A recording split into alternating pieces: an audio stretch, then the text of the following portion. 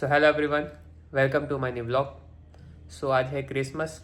सो आप सभी को मेरी तरफ से हैप्पी क्रिसमस, और उसको हिंदी में नाताल बोलते हैं, लेकिन सभी को मेरी तरफ से हैप्पी मैरी क्रिसमस। सो आज मैं बात करूँगा पीडियाट्रिक डेंटिस्ट्री की, मतलब बच्चों के जो दांत होते हैं उसके बारे में बात करूँगा। क्लिनिक में कई पेरेंट्स आते हैं बच्चों के साथ, और बच्चों के दांतों में सड़न भी होती है। कुछ बच्चों के तो दांतों में बहुत ज़्यादा सड़न होती है, फिर भी उनको मतलब ट्रीटमेंट नहीं चाहिए।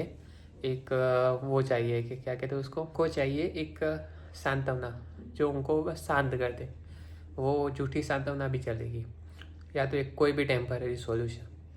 अगर उनको गलती से भी बोल दो कि ये दांत तो बहुत ख़राब हो चुका है, या तो निकलवाना पड़ेगा, या तो ये दांत ख़राब है तो इसमें रूट कैनाल करवानी पड़ेगी, तो उनके रिएक्शन देखने जैसे होते हैं। सभी के नहीं, कुछ पेरेंट्स के। वो बोलते बच्चों में थोड़ी ट्रीटमेंट होती है। अरे बच्चों हो या बड़े हो, अगर कुछ खराबी हुई है, इन्फेक्शन हुआ है, तो ट्रीटमेंट तो करना ही पड़ेगा। जिस तरह बच्चों में जैसे कुछ तकलीफ होती है तो उसकी ट्रीटमेंट होती है, इसी तरह अगर दांत की तकलीफ हो तो दांत की भी ट्रीटमेंट होती ही है। लेकिन कुछ लोगों के दिमाग में बात ही नहीं जाती।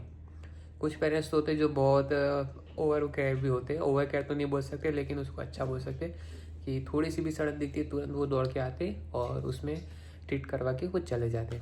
तो इसकी वजह से उनके दांत अच्छे रहते हैं, उनके बच्चों के दांत भी अच्छे रहते हैं। लेकिन किसी के दांत में मतलब समझो 20 से 20 दांत, बच्चों में क्या होते हैं 20 दांत का सेट होता है, 5 5 5 5 सभी जगह 5, ऊपर के जड़बे में 10, नीचे के जड़बे में 10, ऐसे टोटल 20। तो किसी के तो 20 से 20 दांत सड़े हुए थे, लेकिन फिर भी उनको यूँ है कि दवाई से ठीक कर दो। और सबसे पहला मीथ ये है, सड़न दवाई से ठीक नहीं होती। दवाई से सिर्फ उसको जो पेन है वो पेन का एहसास नहीं होगा। इन्फेक्शन है, सूजन वूजन आ रही है तो वो कम हो जाएगी, लेकिन उसका कॉज है सड़न दांतों में जो लगी हुई है। वो सड़न जब तक साफ़ नहीं करोगे, या तो फिर ज़्यादा सड़न है तो वो दांत नहीं निकालोगे, तब तक उसका सॉल्यूशन नहीं आएगा। और हाँ, सबको कई किसी लोगों को ऐसा लगता है कि जो दूध का दांत है उसमें थोड़ी ट्रीटमेंट करवानी होती है, वो तो अभी निकल जाएगा और नया दांत आ ही जाएगा।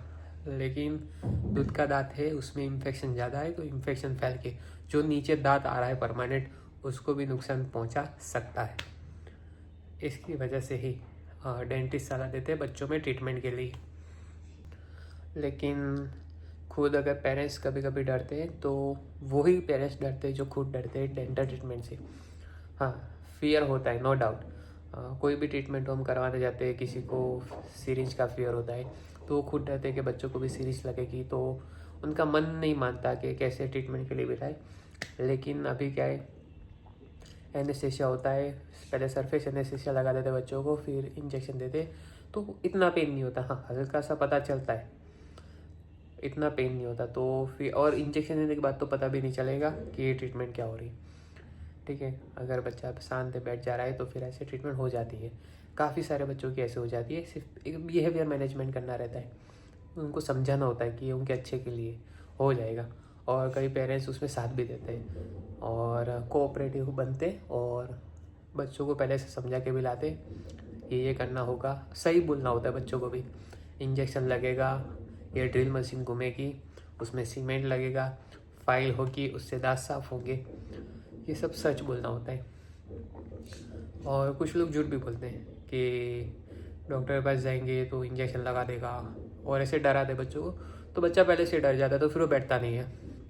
फिर वो कभी नहीं बैठेगा, ना पेरेंट्स से बैठेगा ना डॉक्टर से बैठेगा।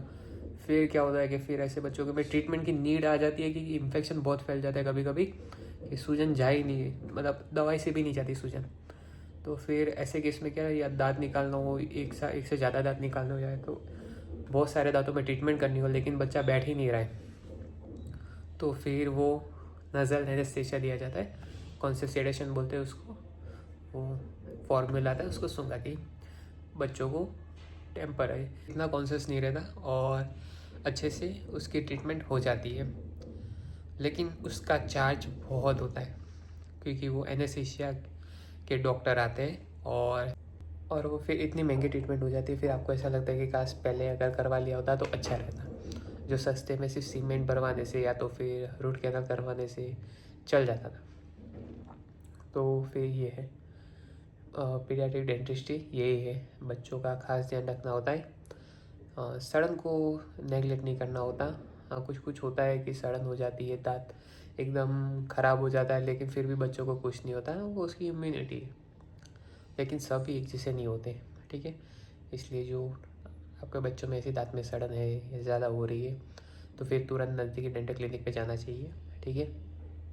सो गाइस, ये था मेरा आज का व्लॉग, एंड आई होप मेरा आज का व्लॉग आप लोगों को अच्छा लगा हो। And please like, share and subscribe.